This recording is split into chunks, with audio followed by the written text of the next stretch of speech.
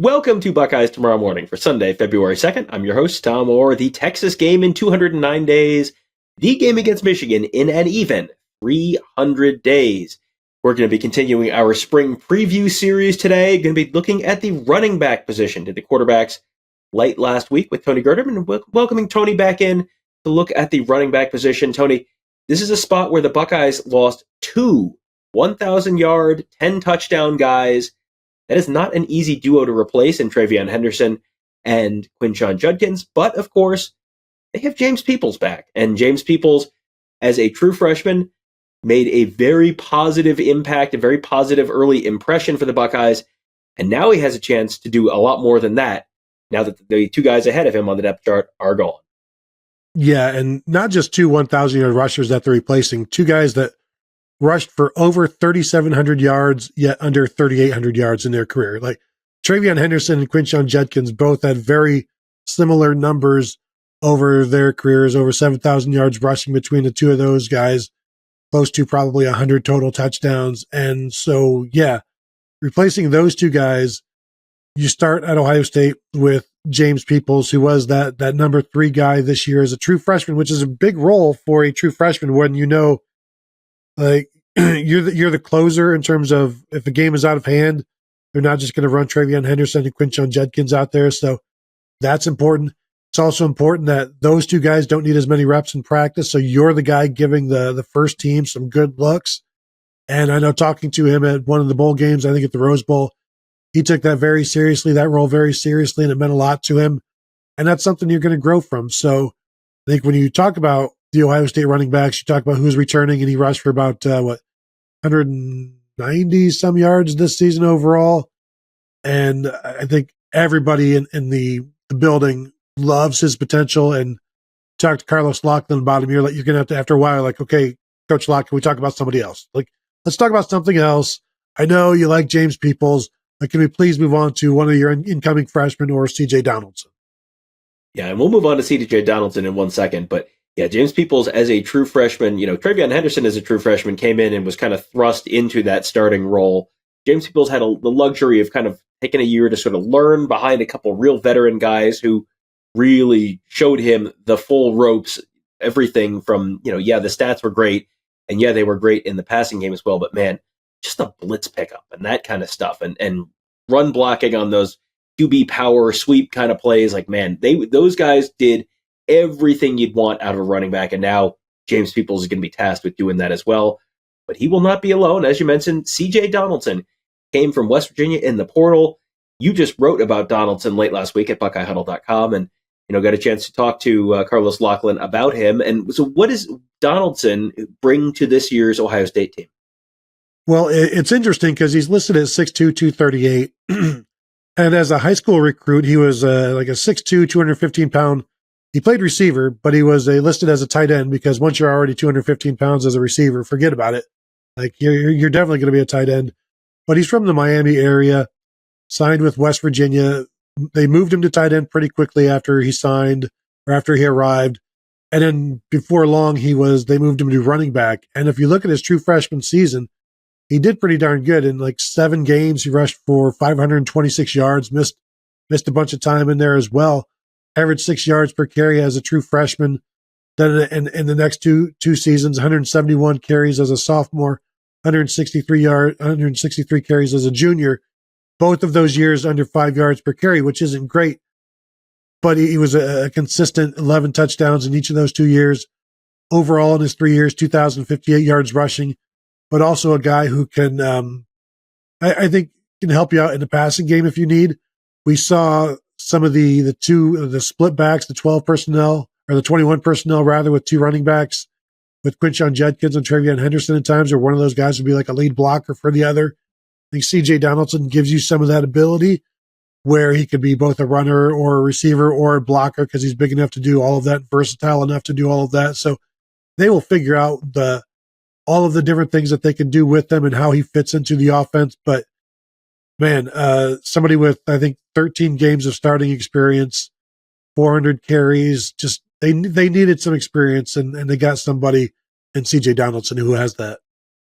And he's so intriguing to me because it's like, what is he going to do when there's an actual threat of a passing attack out there to sort of take some of the focus off of him? Because West Virginia's passing attack was very, very much middle of the pack, the 59th in the nation in yards per attempt, 20 touchdowns, 14 interceptions. Ohio State, fourth in the nation, 37 touchdowns, 10 interceptions. So a very different animal trying to run the ball when you have Jeremiah Smith and Brandon Inniss and Carnell Tate out there, as opposed to, the guys West Virginia was running out there last year. So we'll see how that might impact his production as well.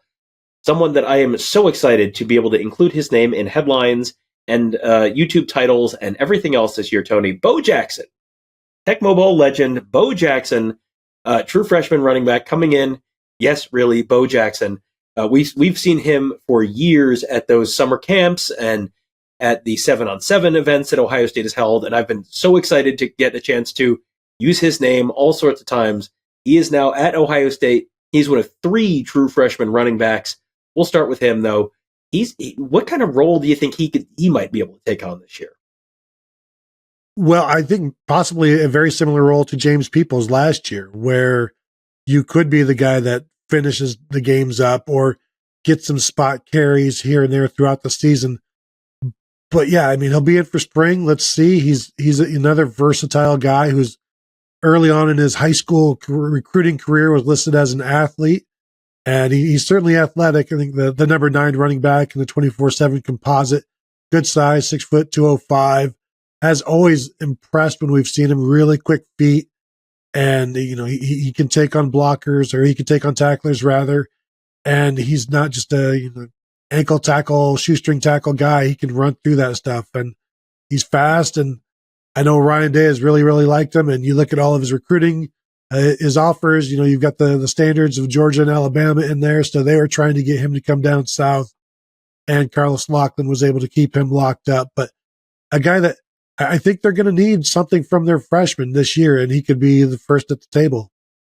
And he's listed at 6 foot tall, 205, so he's potentially physically ready to handle some of that load at running back. Next guy up, a little higher ranked, Anthony Rogers. He's the 5th running back in the 247 composite, 5'8", 190. Tony, he is not only the holder of perhaps the best nickname of anyone in this freshman class, Turbo Rogers. You have to love that. He's someone who I look at him and I'm like, man, this guy might be amazing on special teams real early. Yeah, he's a guy that can help out in a number of ways. And I did talk with Carlos Locklyn about him as well. And I think one of the interesting things is his last 2 years, like he's really only carried the ball, I think maybe about 100 times in high school. And his first 2 years, he was a 1,000-yard rusher, and then he went to IMG for a year, and then transferred out of there and went to, I think, not Pike Road, but Carver High School for his senior year. And he's played a lot of slot, and so he can do that. He can also run the ball. When I talked to Carlos Locklyn about him, he's like, no concerns that he's going to be able to get back on the bike as a running back. He's not just a slot receiver. They're going to use him in a number of ways, but explosive. Well, as you said, was committed to Alabama. And we've talked about these guys before, these hybrid guys, what can they do? And I don't necessarily think they're looking at him as a hybrid guy. They're looking at him as a running back. And then we've seen TreVeyon Henderson, Carlos and Quinshon Judkins were both targeted together. 40 some catches this year. Would you consider them hybrid guys? No, they're just running backs. And as Locklyn told me about CJ Donaldson and Turbo Rogers, you can't just run the ball anymore as a running back. You've got to be involved in any number of ways. And that's not being hybrid. That's just being today's running back. Yeah, exactly. It's not quite positionless football, but you're being asked to do the role of a couple different positions at once. So definitely seems like someone who is equipped to do that. One other guy who could be equipped to play an early role is Isaiah West. He's kind of more of the Bo Jackson size. He's listed at 5'11" and more than 200 pounds. So again, someone who might be ready to be physically ready very early in his career. He comes to Ohio State from St. Joseph's Prep. That's a school that has produced some pretty good offensive talent for the Buckeyes over the last few years. Name one. Let's go with a wide receiver by the name of something Jr. There's a quarterback of some note as well. they've pulled a lot of talent out of St. Joseph's Prep over the years, and Isaiah West just the most recent. Yeah, and I believe this was a Carlos Locklyn special. They had already had 2 guys committed and were able to get a third running back in this class with Rogers and West coming in after Bo Jackson. So, like, this is a nice boon overall. But West, he is very shifty, hard to tackle, has enough speed to hit the home runs, but maybe more of like a jump cut kind of guy. Whereas maybe Bo Jackson is a 1 foot, 1 cut and go.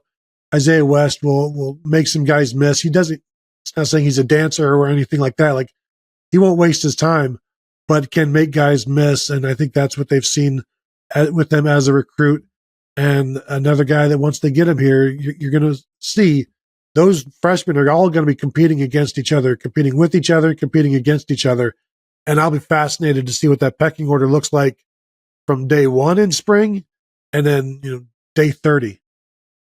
And also what's interesting is you kind of described 3 different types of running backs, 3 different kind of running back styles between those 3 guys. So it might be a little bit of a complementary thing rather than this guy's going to be number 1, this guy's going to be number 2, this guy's going to be number 3 among those freshmen, and that's it, and that's how it's going to be. So you may have some different roles carved out for those guys. Carlos Locklyn has certainly shown a willingness to mix and match a little bit at that running back position early. Let's see how that plays out for him at the running back position this year. That'll be one of the many storylines we are watching for you as the Buckeyes head into spring practice we don't exactly know yet. Soon, we'll find that out. It's a little bit of a different year at Ohio State and in college football, and it is a little bit of a different year at BuckeyeHuddle.com as well. Going to have lots of fascinating storylines to cover all spring long. We head into what is the defending national championship season for the Buckeyes, following their national title win over Notre Dame just about a week and 2 weeks ago. Holy smokes, time flies. Anyway, it has been quite a month there, quite a season there, and it's going to be quite a year coming up. Very different kind of year at BuckeyeHuddle.com. That's where Tony, Kevin, and I cover the team. Mark covers recruiting. We got our whole team of X's and O's gurus there as well. Make you a smarter football fan. That's all at BuckeyeHuddle.com. We hope to see you there. That will do it for today. Thank you guys all for joining us. Have a great day. We'll talk to you tomorrow.